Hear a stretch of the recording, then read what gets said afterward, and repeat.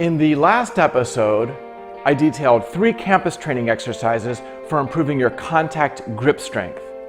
Now in this episode, we'll look at 2 more campus training exercises, the focus of which is developing awesome arm power.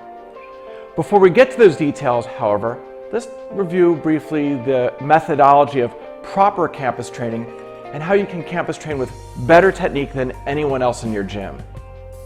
First, it's important to remember that campusing on small holds with short movements trains contact grip strength more than arm power, whereas large movements on better handholds trains arm pulling power more than contact strength.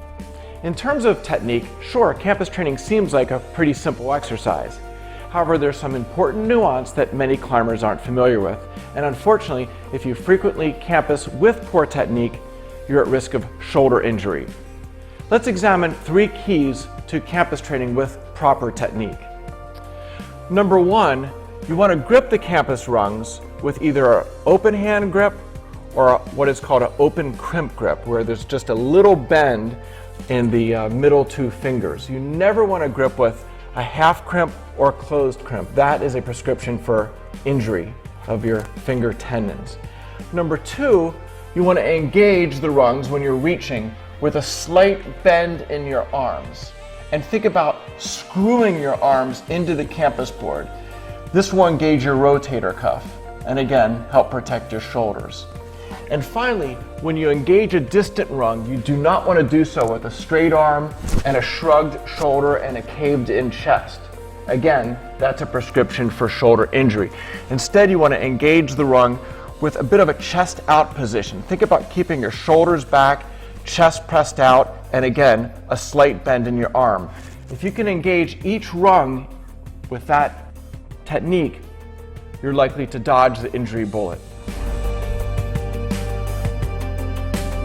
The first campus power exercise is laddering with rung skips. Now most campus boards have several different size rungs, and each stack of rungs is numbered 1 to 7, 1 to 8, perhaps higher. You're going to want to use one of the larger sets of rungs to do the ladder skips. The most basic ladder sequence is 1, 3, 5, 7, beginning with both hands on rung 1 and ending with both hands on rung 7. As with all power training exercises, it's essential to move as fast as possible. In the case of a 1, 3, 5, 7 ladder sequence, it should only take a few seconds to make the ascent. Think of this exercise as a sprint. If you need to pause or break sequence, then you're either too tired or too weak to be doing this exercise. Begin by doing just 3 sets of campus laddering per workout, but build up to being able to do about 10 sets per session over the course of months and years of campus training. Most important, rest about 3 minutes between sets so you can make a high quality effort each time. A more advanced ladder sequence is 1, 4, 7, or even 1, 5, 8 or 1, 5, 9, which is truly world class.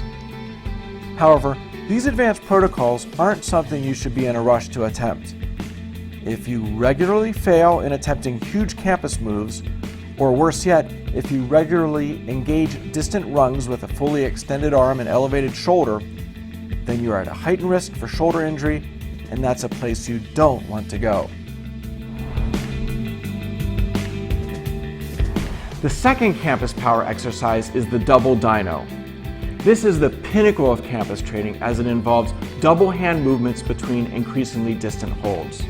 This is a difficult exercise for advanced climbers only with good campus training technique and strong, healthy tendons.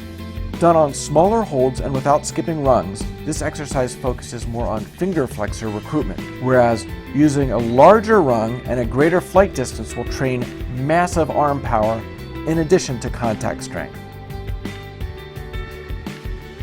Okay then, here's how to do double dinos with rung skips. Begin by hanging from one of the middle rungs with slightly flexed arms and engaged shoulders. Simultaneously let go with both hands and drop down to catch the next lower rung, again with flexed arms and engaged shoulders.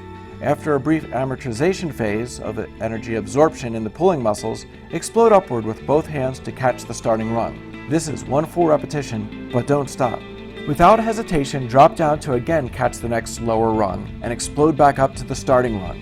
Continue for 3 to 5 repetitions or a total of 6 to 10 total hand moves, and then dismount the board. The turnaround time at the bottom of each repetition must be as fast as possible, ideally less than 1/2 of a second, so the total exercise time is less than 10 seconds. Therefore, this exercise is almost fully electric powered, so you should not even get a hint of a muscle pump. Do 2 to 5 sets with at least a 3-minute rest in between each set. And remember, when it comes to campus training and avoiding injury, number 1 rule is to err on the side of doing too little rather than too much. End your campus training session early at the first sign of any strange pain in your fingers, elbows, or shoulders. Here are a few guidelines to help keep you on track. Campus train only if you are a solid intermediate to elite climber with no recent history of finger, arm, or shoulder injury. Warm up thoroughly before campusing, spending at least 30 minutes performing various warm-up activities and climbing of increasing difficulty. Use only the open hand or open crimp grips while campus training. Never engage a rung with a straight arm and/or shrugged shoulder. This is very stressful and potentially injurious. Emphasize quality over quantity. It's better to do a few perfectly executed explosive sets rather than many reckless sets with poor technique. Limit your campus training to twice per week, and engage in regular rotator cuff and scapular stabilizer training to make your shoulders more bulletproof. This will be a subject of an upcoming video that you do not want to miss. Well, that does it for this episode. I hope you enjoyed it. To learn more about training or to contact me directly, visit my website, trainingforclimbing.com.